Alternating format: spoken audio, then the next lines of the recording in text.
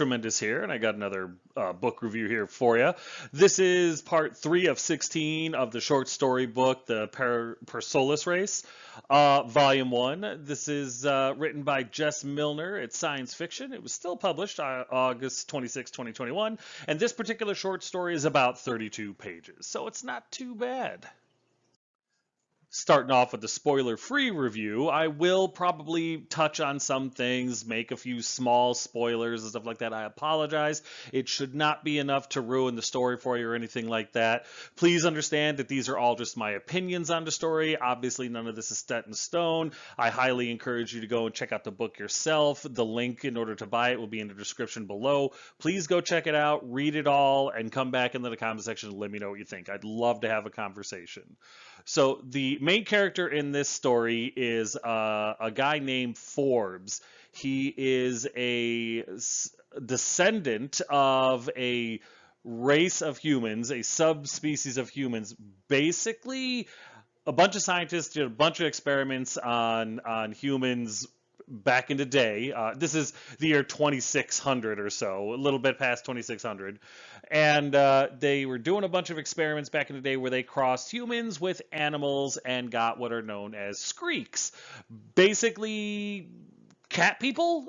That's kind of what I got. They have different animal traits and stuff like that. They look a little sickly. The ones on this particular planet do. And Forbes is one of them.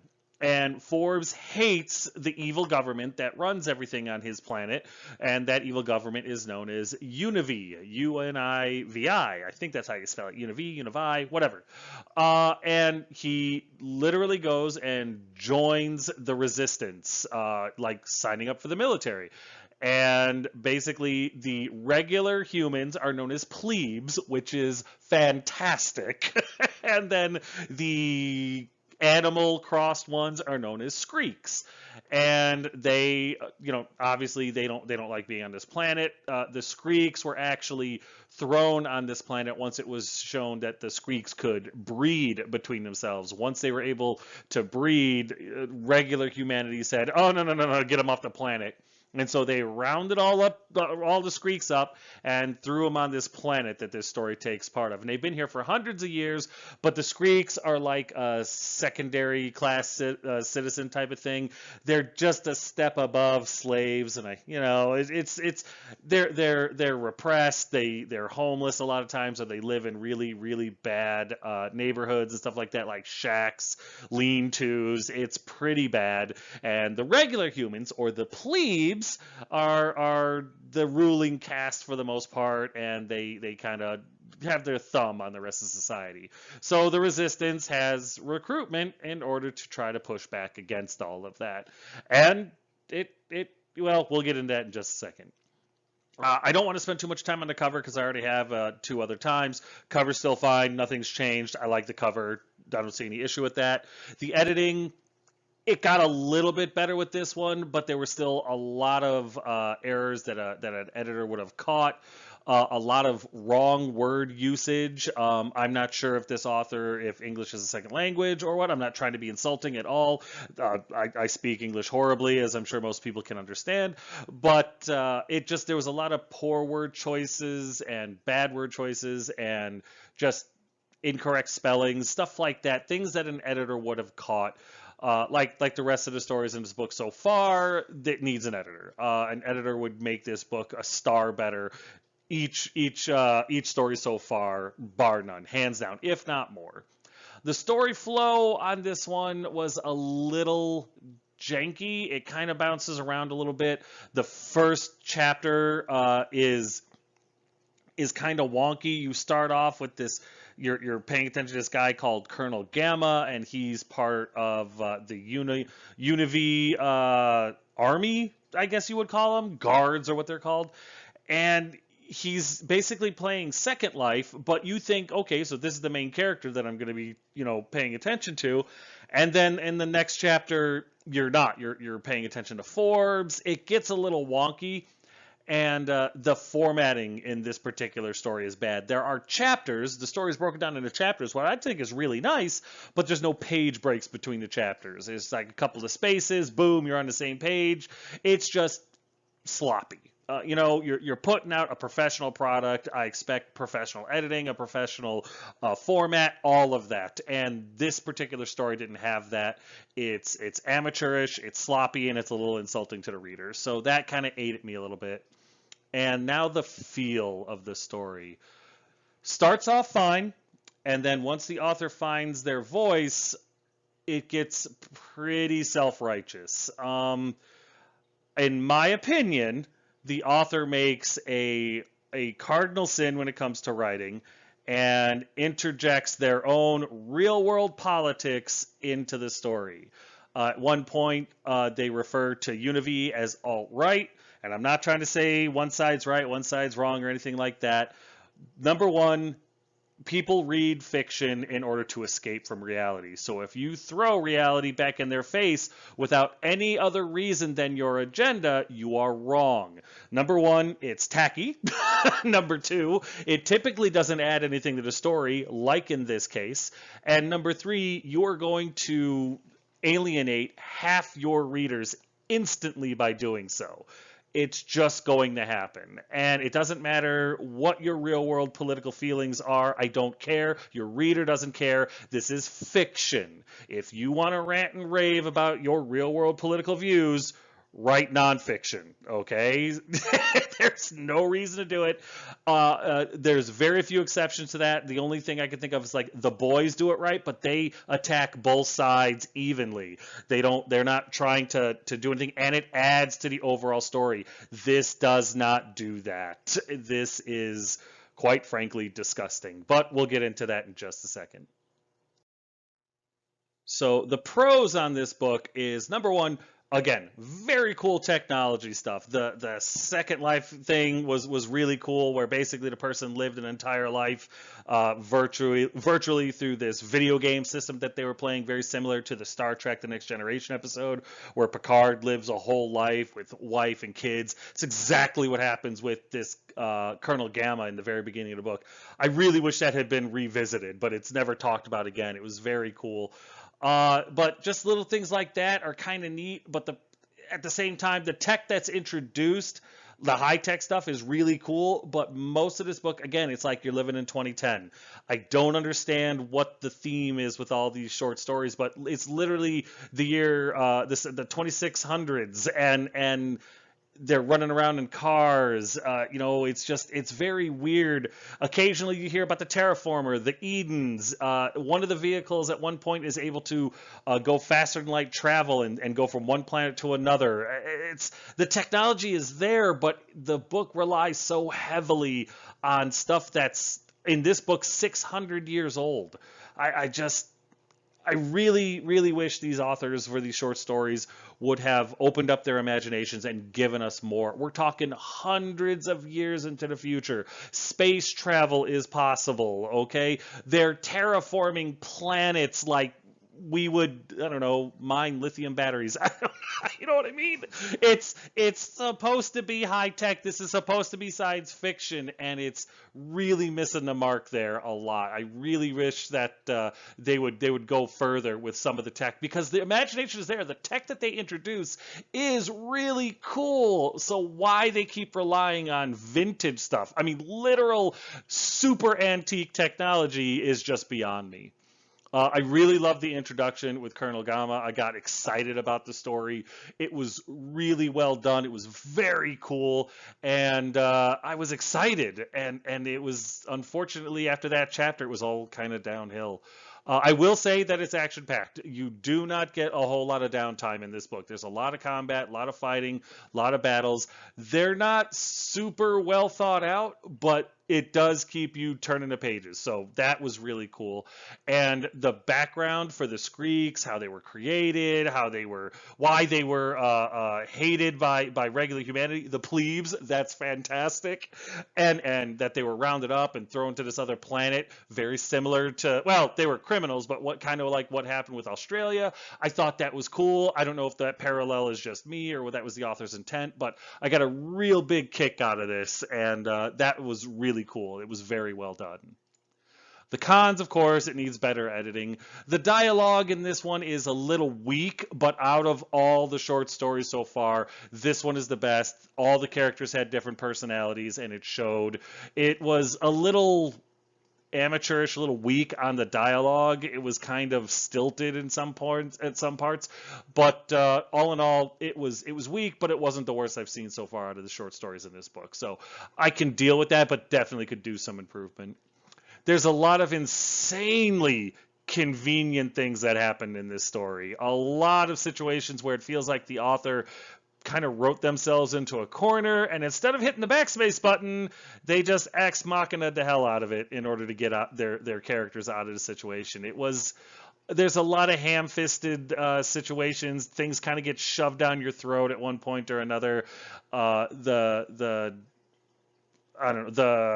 relationship between Forbes and Alice is just 1 minute they're sitting there, and the next minute they're holding hands and are an item, and people are just touched by it for no good reason. It's not earned. It's not earned at all. It's very clunky.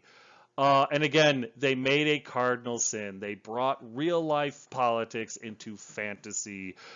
They call the Univ group alt-right. And the thing about that is, like I said already, you don't do that. You don't bring real world politics into fiction. This is escapism. This is where people go to get away from all of those. And the other problem is the alt-right thing is never explained in the story. It doesn't make any sense. Are they alt-right? What are their belief structures? Why is that, right? What's the left? Why aren't they called left? It's very obvious that this is the author's agenda, that they're just trying to shoehorn it in there in order to feel righteous. I don't know what they were thinking when they did this, but this is wrong. This is bad. This is fiction. You want to write about real world politics, write nonfiction. This is escapism. This is where people go to get away from that. I'm not saying the right is right. I'm not saying the left is right. I'm not saying anything like that at all. What I'm saying is keep it the hell out of fiction.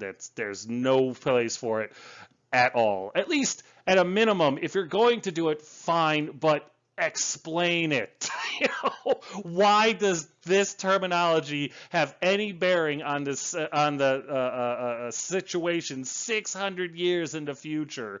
Why is that even still a term? I mean, really, it's go be self-righteous somewhere else. I'm sorry, it's disgusting. Lots of bad perspective transitions. This book is kind of, or this, I shouldn't say book, this story is kind of plagued with that. 1 minute you've got one person's perspective, and the very next sentence you're getting another perspective. I had to go back and reread a lot of stuff in order to try to figure out whose perspective I was seeing the story through at that moment. Like I said, the story becomes self-righteous, almost, but not quite condescending at a couple of points. It really beats home the real-world politics after a little while, and it's like chewing glass. Kind of got irritated. At one point, war is declared, and there's a battle, and then once the main character is away from the battle, the war kind of stops. I mean, like there's nothing else going on. The Univ people kind of wait for them to do whatever it is. It's very strange how that all works out. I'll get more into that in the spoiler-rich review section, but really, like I said, that whole convenience thing, it's like I kicked down your front door and shot up all your pets, and then I ran across the street and hung out there until Amazon could deliver me more ammo so I could come back and finish the job. And you know where I'm at. You know that I'm doing stuff. I've already killed all your pets. But you know what? It's cool. We're going to hold off. I don't know what they're doing, but I want to see what's happening. And it's super weird. I mean, it's not explained. They say, oh, well, we're low tech and we are one with nature on this planet, and that's how come they can't find us. Really? Really? That's all you have to do is turn off all the high-tech stuff and hang out in the trees, and suddenly the government can't find you, huh? I mean, there's off the grid, and then there's off your rocker. Sorry. That seems unlikely. Also, the vehicle that got them there was able to drive around the road and then take off and go into hyperspace. That seems pretty high tech to me. And they're bringing people back and forth there the whole time. You would think somebody would notice, like, I don't know, a chemtrail? Something. I don't know. It didn't make any sense. But when they're finally ready, they go back in, they attack that same planet, the final battle, and it is a very neat and tidy one-sided fight. They literally go through the entire city and kill every Univ person that they encountered. No hesitation, no surrender or die. Just, we will kill all of you. And I will give the author this. The author does say that the characters are concerned about civilian casualties, innocent casualties. But you know what? Literally says in the book, well, collateral damage. It's part of war. Wow! For such a self-righteous book, and for these people being like, we're the repressed, we have to stop them. They certainly sound like some repressors, don't they? Life is cheap. If you're not with us, you're fodder. Not sure if that was intentional, but the author shows how heroic these main characters are. They're two sides of the same coin. If that was the author's intent, bravo. That was beautiful writing right there. If not, bravo. I was super entertained by that. Because, man, I don't want to spoil anything here, but the end scene with the civilian, the little civilian that shows up, and the lack of empathy shown by all the main characters is choice. Just read, you know what? Don't take my word for it. I want you to go and I want you to get this book and I want you to read this story and come back and tell me what you think. Am I wrong? Am I crazy? Did I miss something? Or do you see what I'm talking about? Because it is cold and I was super impressed. So I really, really tried to like this book. I tried to look past everything. But again, I base all my reviews off of my own integrity, and I really, really try to keep to that. And while I didn't hate this book, I really, really didn't like it. So unfortunately, I had to give it a 1.5 out of 5 stars. And the reason for that is, number one, the editing mistakes and stuff like that, the formatting and the flow really kind of irked me a bit. It made it difficult. Like I said before, I had to keep going back and rereading in order to try to figure out whose perspective I was getting this story from at any given moment. It was very clunky. Again, it's a published article of entertainment that's out there on Amazon. So it needs to be as professionally done as possible. And the formatting and the editing and stuff like that it really got to me. I really do respect the fact that the author went so far as to add chapters, but to not add a page break afterwards, that's just lazy. And it's unacceptable with a published piece of work. I'm sorry, we cannot let the bar hit the ground like that. We got to have our standards higher. Of course, I'm not going to keep beating this dead horse, but the real world politics entered into escapism, into fiction, is never acceptable, never right, especially the way it was done here. It did not add to the story. There was no reason to have that in there. And the minute the author broke that dam, they started getting a little self-righteous with it, which nobody wants to be preached to. Even if you do think that the alt-right is evil, which I'm not saying you're right or wrong, it got preachy. It doesn't add anything to the story, and all it is some sort of agenda-based garbage written by the author. And yes, it is 100% the author's option to write whatever the hell they want, but it is the reader's option to like or dislike it. And I don't care if it said alt-left, I don't care if it said alt-right. It added nothing to the story, had nothing to do with 600 years in the future, and it was unacceptable. You don't do that in fiction. You want to put your real-world politics in there, write nonfiction. Fiction has no place for it. I'm sorry, that's just my stance. You don't believe me? Please check it out, buy the book, read the story. The link is in the description below. Come back and we'll have a conversation about it. I welcome it. Okay, so now we're going to get into the spoiler-filled portion of the review. So if you don't want that, please stop the video now, turn it off, click the little X in the top right, go away, go buy the book, read it, come back, and let's have a conversation. Let's see if you agree, disagree, or think I'm absolutely crazy. You know, the answer might surprise you. So it starts off, like I said, Colonel Gamma is he's a soldier for the Univ group, and he's playing basically Second Life. He's got a wife, he's got kids, and he really enjoys it.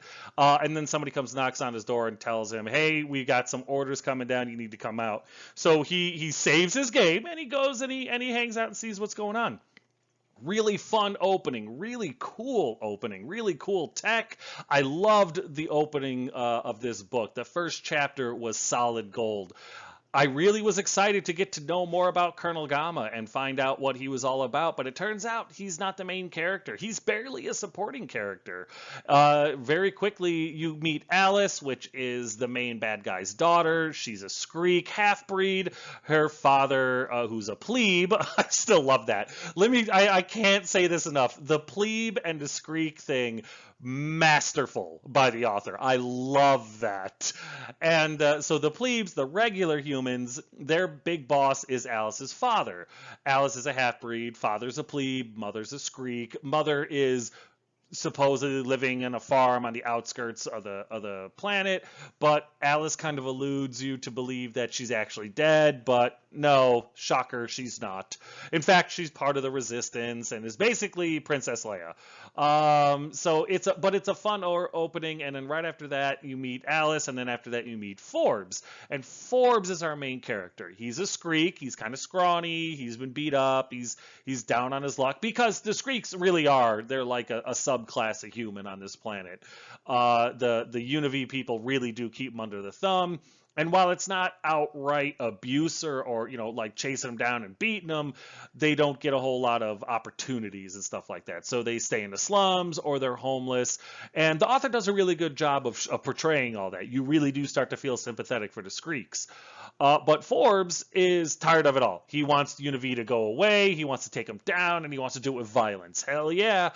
So he goes and he joins the Resistance, and he does so by walking into a recruiting office for the Resistance.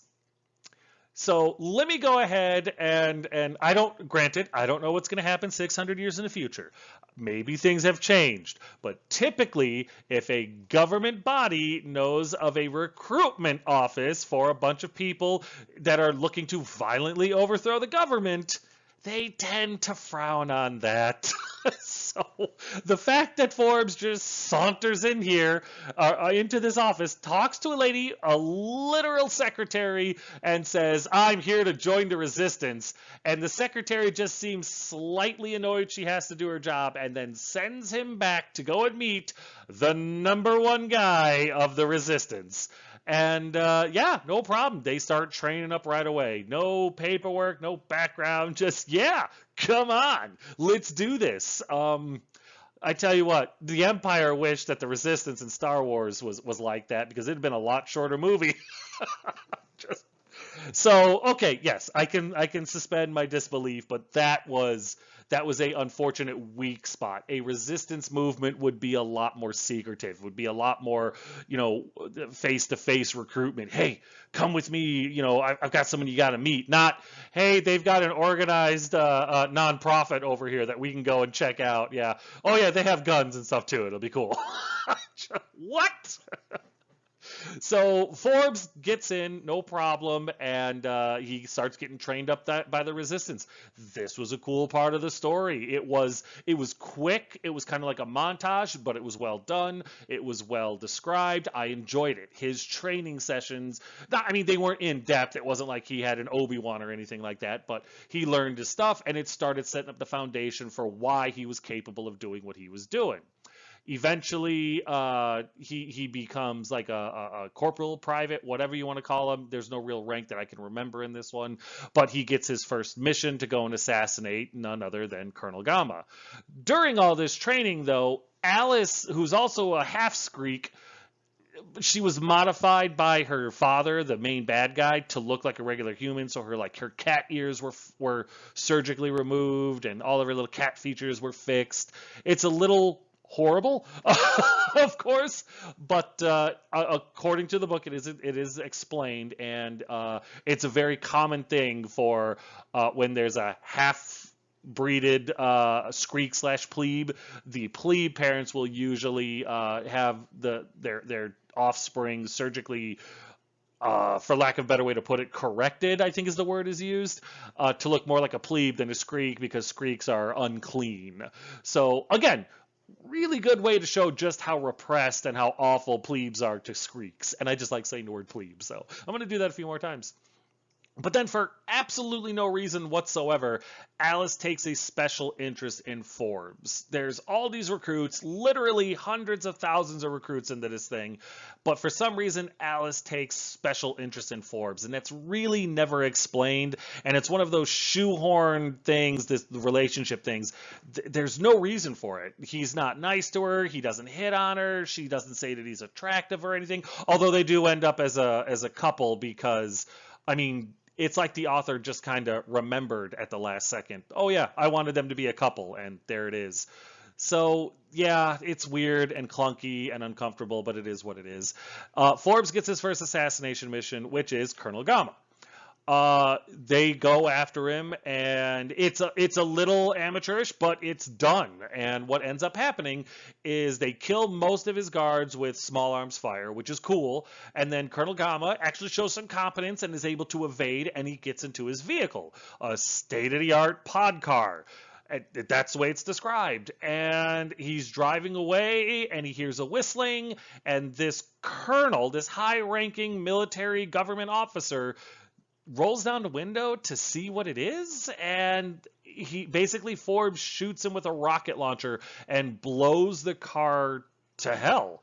And he even says, the story even says that he sees there was 3 bodies in the vehicle, Colonel Gamma and 2 of his bodyguards, his remaining bodyguards.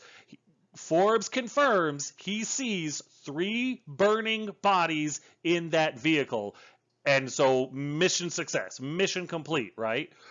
So Forbes gets his mind around the fact that he's a killer now, and he kind of has some regret because, he's a hero. He can't enjoy it or anything like that. He has to have some sort of emotional reaction to it, even though he's been brainwashed and trained to do this for a long time now. But whatever. He gets over it pretty quick. And for years, literal years, he's working for for the Resistance against the Univies to kill any Univ target that they give him. And after years of this, he gets really good at it. He's now an instructor. He's showing people what to do. He's got rank. He's literally taking care of the troops and trainees, and he feels for them and stuff like that. He's up there. War finally happens. He wakes up and it's war. War is finally here. And there's no military bearing, no training kicks or anything. Forbes literally grabs a pistol, throws on his clothes, and runs out the door like it's the Wild West. And he was right. It is. He gets out there, and the whole area around his little target area there is erupted in war and fighting, and people are killing everyone. Dogs and cats living together, mass hysteria. And he shoots one of the Univies and kills one, and he's like, yeah, war is finally on us. It's finally happening. And then he sees a couple of, they're called warblers. That's what the Resistance is. I'm just going to call them the Resistance. But he sees 2 plebe Resistance members shoot and kill a Resistance skreek. And he's like, what the hell's going on? Well, Alice finds him in all this chaos. No problem whatsoever. She's like, there he is. Like, she must have a tracker on him or something. It couldn't be anything else. And she runs up to him. She's like, we got to get out of here right away. And he's like, what's going on? She's like, the Resistance is a lie. My father finally did it, which doesn't answer any of his questions whatsoever. But he chooses to follow her because, you know what? She's attractive. And that's just what happens. So he's chasing after her. occur as they're running through this war zone, literal war zone. And as they're running, they're seeing everybody. Everybody. It's no longer the Warblers or the Resistance versus the Univ people. It's everyone versus the Skeeves. And they are gunning them down like it's going out of fashion tomorrow. They are taking the Skeeves out left, right, and center, or the Skreeks, I'm sorry. And it's insane, right? And he's like, "What's going on? Why is this happening?" And then Alice runs over to like this parking lot, which for some reason is totally intact, and this weird elderly cat Skreek woman comes over, and he goes to pull his gun on her because he's like, "What's happening?" And which is honestly a fair reaction. And of course, Alice has disarmed him because at some point Alice became a super soldier as well. You just never hear about that. But looks, cat features, stuff like that. Sure, whatever. She's a ninja too. And turns out that the elderly Skreek person is Alice's mom, really not a surprise at all. And they're here to recruit Forbes in the middle of this war where their people are being gunned down in the hundreds. Alice and her mom, who have been setting up this whole resistance thing for generations now, just come to pull Forbes out. No other reason. And they needed Forbes to see what was happening so that he would believe them. So they let hundreds of their own kind die to convince one guy that they were telling him the truth. So they get into their pod car. This world is in war, okay? The government body has declared war against the Skreeks and are committing literal genocide. And this pod car drives away with the main characters in it, wrapped in 50 tons of plot armor, and leave the planet's orbit. No problem. No communication, no radio signal, no lock, nothing. It's just, you know what? We're at war. We're going to commit genocide. The universe might not like that, but you know what? That particular pod car that's leaving, I'm sure they're cool. No big deal at all. And they do. Not only do they take off like it's nothing, but after a short ride at ludicrous speed, they arrive at the Skreeks' new home world that Alice's mom has created, where Skreeks from all over the universe, millions of them, the book says hundreds of thousands to millions, are living there. All ages, all genders, everybody's there, and they're healthy and happy, and they're one with nature, and there's no crime, and every day at noon they sing and dance for 2 hours before the orgy. It is utopia. And for some reason, they're not bringing all the other Skreeks here. All the other Skreeks out throughout the entire universe are living in slums and misery and disease and horribleness. But this utopia exists that's completely off the charts. It has some sort of cloaking field over it or something. The plot armor is so thick it can't be measured around this planet. But it's the perfect Skreek existence. And they're not bringing everyone here. They're just bringing handfuls in at a time. Does this sound like an elite society to you? Because that's what it sounds like to me. It sounds like Noah's Ark. But you know what? We already got someone like you, so you can stay over here. Yeah. The book tries to go self-righteous here, and it really just kind of makes itself look like it's got some egg on its face. Don't like it at all. So, but they get there, right? And it is explained in the book that the reason that nobody can find them is because they're low tech. They don't have any high tech stuff here, and everybody knows that high tech stuff is what the government uses to find you. But the pod car that can travel between planets and however far they went, that's considered low tech? I don't think so. They've got terraformers on this planet. They say it. They've got Edens on this planet. You would think the government would recognize that, would see that, but nope. Nope, that's not the high tech we're talking about. Apparently the high tech they're talking about is the cosmic signal flare, and as long as nobody doesn't shoot one of those off, they can have millions of Skreeks there, and no one from the government's going to notice. So while they're there, everybody that was on Forbes' planet seemed to know about the plan to kill the Skreeks, except for Forbes, which is super weird because he was up there in rank and he was fighting everything. And yeah, granted, the other Skreeks didn't know either, but he was higher echelon ranking. He had gone up there. He was in the Resistance. He should have heard something this big. I mean, it's almost like Order 66, all right? But at least Palpatine was in control of that. And all the foot soldiers knew it was going to happen. Okay, so don't give me that. He should have at least heard rumors about this being a possibility, but it didn't go that way, and so now all the Skreeks on his planet are being genocided. And it's cool, though, because they're literally drinking and having a celebration on the Utopia Skreek planet, while all their other people are being murdered mercilessly by the plebes. So the Skreeks on the Utopia planet, basically all the stuff stops happening. All the war stops happening while they spend a long time. It doesn't exactly say how long, but you get the feeling that it's months to years on the Utopia planet. They do bring more Skreeks on to teach them how to be soldiers, basically. Forbes is the one that teaches them. Of course, Alice teaches them as well because she's a ninja in her own right. Alice's mom is a trainer. Everybody that they need, everything that they need, all the supplies, all that tech that they need, everything that they need in order to invade the other planet is available to them. No issue whatsoever. It's all just kind of fairy wand magicked over there. And once they're all ready and they have millions of people and all the drop ships and stuff that they need in order to go from one planet to another, no matter what the distance is between them, it never really says, they return to the planet. And it's not even, the final battle consists of them literally walking through the Univ soldiers. They knew they were gone. They knew they were coming back. They knew that they were building up forces. And when they get back to the planet, the Skreeks aren't all dead.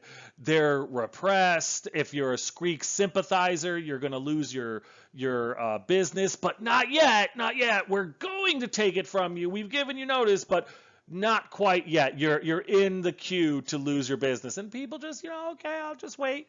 But it went from all-out war against the Skreeks to we got to wait for the Skreek resistance to show back up and kill us. So we're going to be really mean to you, but we're not going to kill you anymore because I don't know. When they came back, I figured all the Skreeks would be dead and this would be a revenge attack. But the final battle consists of all the Skreeks getting there, one quick battle cry, and they literally walk through the Univ soldiers. They kill everything that's even mildly associated with Univ, and it's not even difficult. They lose at one point as they're going building to building, and let me just tell you right here and now, having infantry go in and clear a fortified building filled with soldiers is not an easy task. That's not how it works. You don't just walk through the front door and say, my turn, and lay out all your enemies. It's super difficult to do, but yeah, the Skreeks, they're magical creatures, I guess, and they walk in and kill all the Univ soldiers and take very few casualties of their own. The book says less than 5% because they're heroes, just unbelievable heroes. And then when they finally go and they find the main boss, Alice's dad, they walk in, they just literally walk past all of his soldiers, killing them like they're nothing, like the cardboard cutout NPCs that they are. And when they get to Alice's dad, he's sitting in a chair, smoking a e-cigar, and is like, well, I guess you gotta arrest me, and holds his hands up, and Forbes murders him. Shoots him, no problem. He does hesitate slightly because, golly gee, how do I feel about this? Bang. And there was much rejoicing. They've taken over their planet. However, there is a big boss who got away no problem, and the author does acknowledge that they will be back with more forces, but for today, they won today. Can't be concerned about that at all. My favorite part of this whole thing, the ridiculousness of this whole thing, is that there are dead civilians everywhere. I will give the author 1,000,000% credit for this. The author points out all the civilian casualties that their attack caused, all the dead children, all the dead mothers, all the dead husbands, and everything in between that had nothing to do with this, that are dead or walking around injured and stuff like that. They acknowledge that it happens, and Alice's mom looks at them, feels sympathy for them, and then just goes, war is hell. This is part of the cost of war. Holy crap. There's cold-blooded, and then there's ice spine, okay? And damn! I couldn't believe it. The end scene is the icing on the cake of the ridiculousness, though. There's a child, a Skreek child, wandering around in the rubble. Looks like the child's in shock and starts to cry. The neighbors come out, the surviving neighbors come out and start giving sympathy to the child and trying to comfort and reassure the child, right? Forbes and Alice's mom and all the others, they see this and they're like, yeah, it is what it is. That's war. But today we won and nothing can stop us. Oh my God. So yeah, that was something else. In my opinion, all this showed was that the Skreek resistance were just as evil and awful as the Univee government was. They were the opposite side of the same coin. If that was the author's intent, brah frickin' oh, because they nailed it. That was an inspired piece of writing and amazing, because I love that. If it was not intentional, which I kind of have to lean towards that it wasn't intentional, then damn. Because that was telling. It was something else. So yeah, my rating is going to stay the same, 1.5 stars. Again, I didn't hate the book, but I did not like it. It wasn't average. It's not good. I almost hated the book. It had some really good points to it, though, that kind of pulled out that 0.5 star, but I was really close to the 1 star, especially when the real life politics got involved. It didn't even add to the story. That's one of the biggest problems. You're going to alienate half your readers, and it does nothing to add to the story. Go write nonfiction if you want to talk real world politics. This is escapism. Let your readers escape. There's no reason for it whatsoever. We got it. The Univee people are bad. No argument whatsoever. But do you have to cast them in real? You're 600 years in the future. Quit living in the past. The editing, the formatting, and just some of the plot holes and the convenience factor. Alice and Forbes, when they get back to their main planet, they go and see an old friend, Debbie, who runs a bar. They're a Skreek sympathizer, so the government is going to take their bar away from them. Why they didn't just off them like they were offing anyone else, I don't know. But while they're there, Forbes gets it into his head to hold Alice's hand, and Debbie is so overcome by the gesture and the fact that they're finally together that she wipes away a tear. It is so unearned and unwarranted and unneeded that it's kind of disgusting. I mean, there was no reason for that whatsoever. It was shoehorned in, and it was sloppy. I'm sorry, it was sloppy. The final battle, that should have been amazing. You know what? I know it's a short story, but you're only 32 pages long. Take 4 more pages. Go ahead and be 36 pages and really give us a battle. It built up to it pretty well. Give us that climax. Give us that epic fight. Go into detail there. Take 4 pages to give us a real grueling, difficult fight where they earn what they have at the end, not where it just feels like it was given to them on a platter. To have the end boss just surrender and get gunned down like that was despicable. What a waste of a build-up. And so, like I said, while I didn't hate this book, I almost hated it, and that's why it's got to be 1.5 out of 5 stars. But that's it. That's going to do it for this one. Another book review is in the history books. I really hate having to give negative reviews. I really, really do. I would prefer not to, but I really do. It comes from a good place. I'm not trying to be condescending. I'm not trying to be a superior, personality or anything like that. I'm trying to give honest criticism, honest feedback, and I try to point out the positives and the negatives as strongly as I can. Unfortunately, with the negative reviews like this one, it's got to come out a little bit, heavier on the negative feedback because unfortunately there was a lot more of that to focus on. But please don't take my opinion on this. That's all these are my opinions. If you think that I'm wrong or you just want to see if I am, please go get this book. The link is in the description below. Check it out. Let me know what you think. I'd love to have a conversation in the comments about it. But that's going to do it for this one. As always, if you have any questions, comments, concerns, or complaints, feel free to put them in the comment section below. And as always, thanks.